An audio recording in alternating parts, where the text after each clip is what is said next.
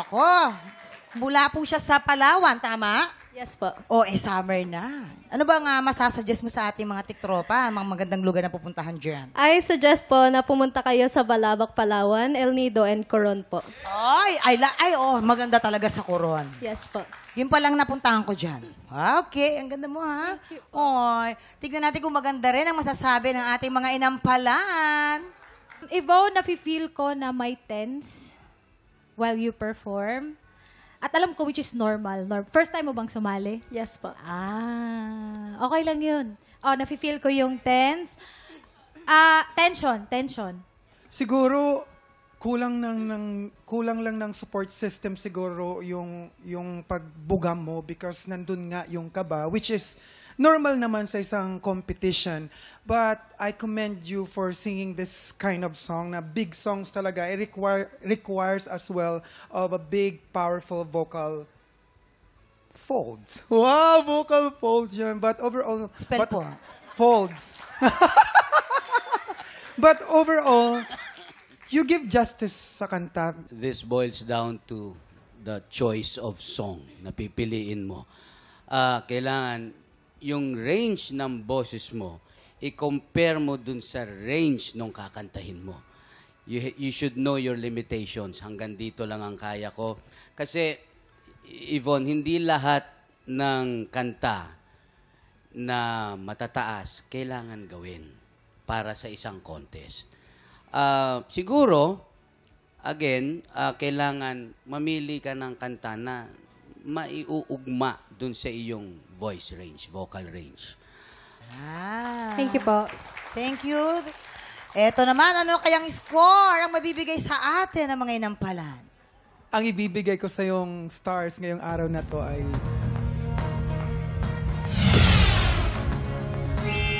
Three stars mula kay Bugoy. Ang stars na ibibigay ko sa iyo today ay...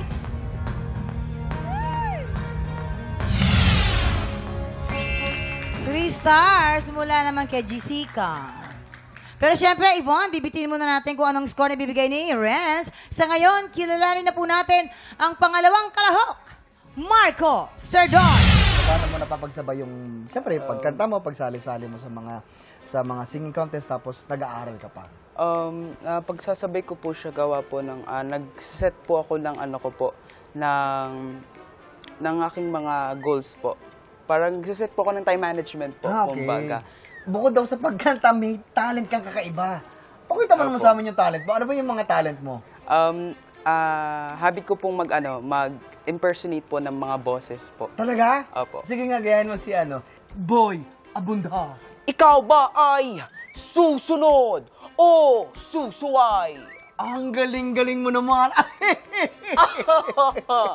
Sino pa? Tama!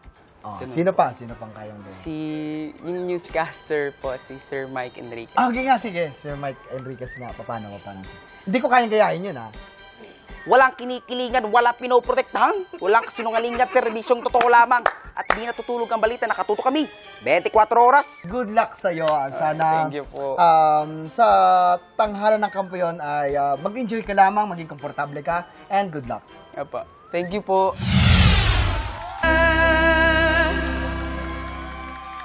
Marco Serdon ng Cavite. You okay? Okay. Ito naman. Ano masasabi natin mga inampalan? Marco, ang ganda ng quality ng boses mo. And at the same time, yung song choice, bumagay, umakma sa kalidad ng boses mo. And pati yung pag-interpret mo, kung papakinggan talaga sa earphones, nakakaiyak. Medyo lang may kunti lang sabit dun sa pag-transpose nung kanta, pero practicein mo lang yan. You got it all. Congrats. Ayan naman tayo. Ako, nagustuhan ko yung dynamics mo. Yung pasok, mahinahon, ang ganda.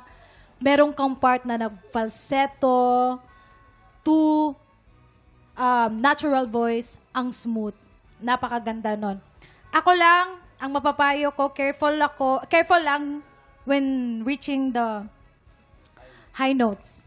Kasi minsan, nawawala sa tono. Pero as I always say, yung mga bagay na yan, nai-improve yan eh. napapag-aralan yan. At alam kong kayang-kaya mo. Kasi andyan na yung galing mo eh. Nakikita na namin. Kaya, congratulations! Marco, maganda ang quality ng boses mo. Yan, maganda yan. Yung falsetto, medyo nahihinaan ako. Kailangan mo practicein pa ng konti yung iyong falsetto. Kasi ang falsetto, nadadaan sa practice yan. Gusto ko yung quality ng boses mo nung simula. Pero nung nandun na tayo sa medyo bumibirit, control mo ng konti. Masyadong nakabuka. Yun, maraming salamat po.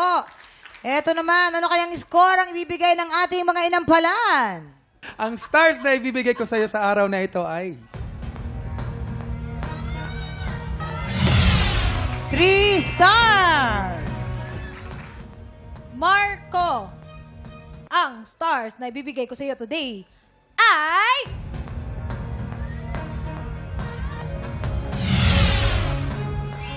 Three stars! Okay. Mamaya na natin ipapakita ang scores ni Tatay Renz. So far, si Yvonne ay meron ng 6 stars at si Marco naman po ay meron na rin 6 stars. Okay, ang total stars ng dalawa nating kalahok, i-reveal natin sa pagbabalik ng tanghalan ng kampiyon dito sa TikTok Live!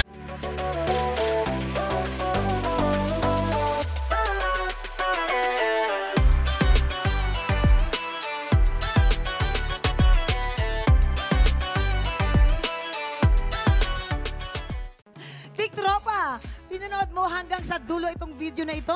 Abay, very good ka! For more happy time, watch more TikTok Lock videos on our official social media pages and subscribe to GMA Network official YouTube channel.